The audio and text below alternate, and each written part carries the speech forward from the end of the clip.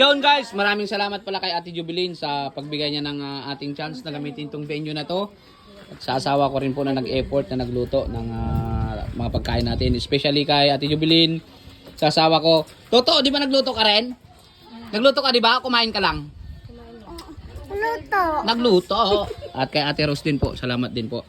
And sa ating mga sponsors, maraming salamat po sa walang sawang suporta. Please share the videos and paki-follow po sa page natin kung hindi pa kayo nakapollow. Thank you!